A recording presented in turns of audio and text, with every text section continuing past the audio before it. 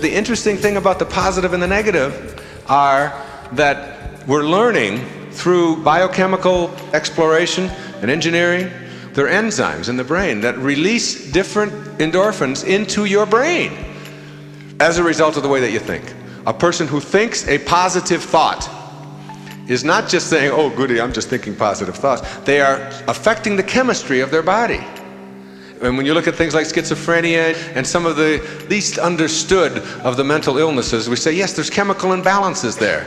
And the scientists all get together and say, yeah, it's chemistry. What are you talking about all this thinking stuff? If we can alter the chemistry, we can alter the disease. Of course, it's true. I buy it 100%, but it's only 50% of the battle. What causes the chemistry to change in a human being? What causes an ulcer?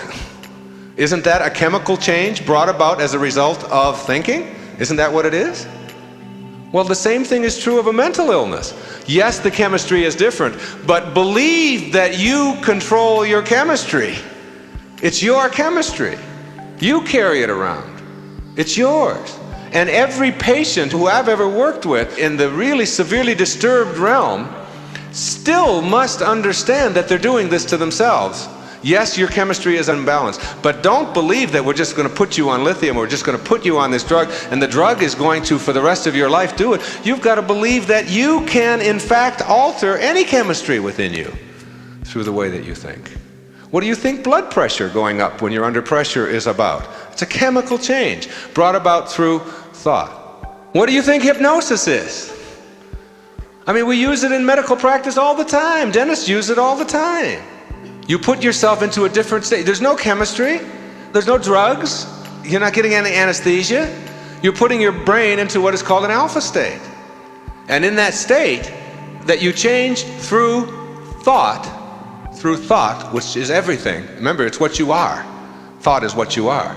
Thought is also what your husband is and what your children are. It's just your perceptions of them. That's all you get. You can't get to the process of what that human being is. You can only get to one level removed from the process and accept them for what they are in the process that they are. And when you put yourself into this state in a dentist chair, they can drill all day. They can do root canals. And you can think of just anything that you want to. And my dentist told me, Sid Weber, who used to be my dentist when I was living up here, told me that when he was undergoing training to learn this hypnotism, someone told him that he would give a post-hypnotic suggestion that his wedding ring was very hot and that he wouldn't be able to stand the heat of it, so that when that suggestion was given, his mind would go into this other state and he would have to take it off because it would be very uncomfortable.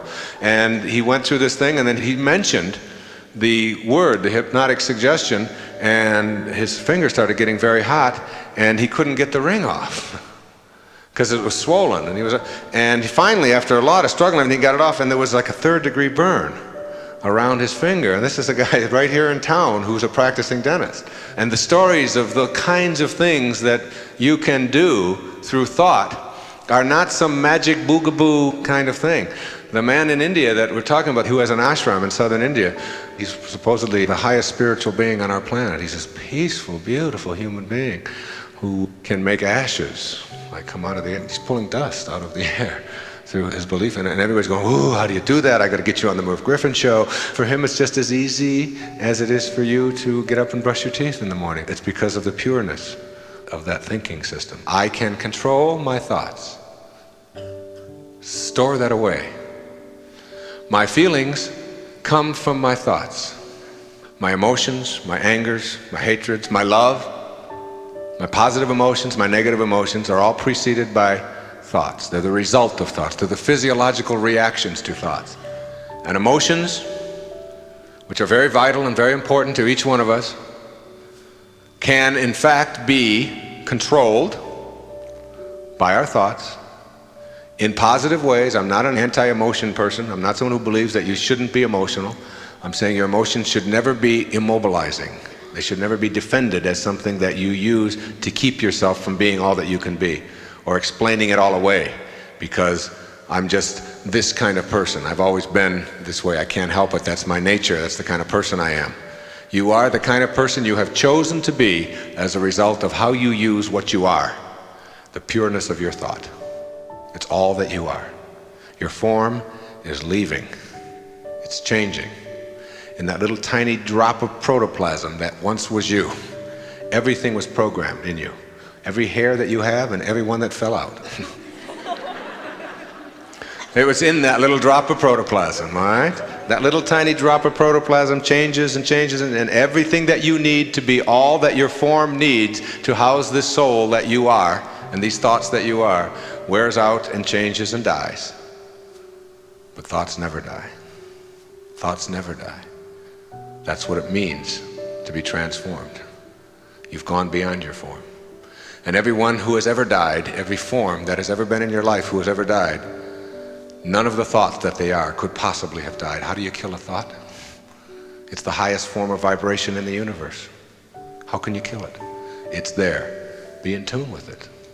And you know, we would have a lot less trouble with death if we began to understand that death is just merely a form of transformation. It's all it is. It's a beautiful form. Imagine how necessary it is. Imagine what our planet would be like without it.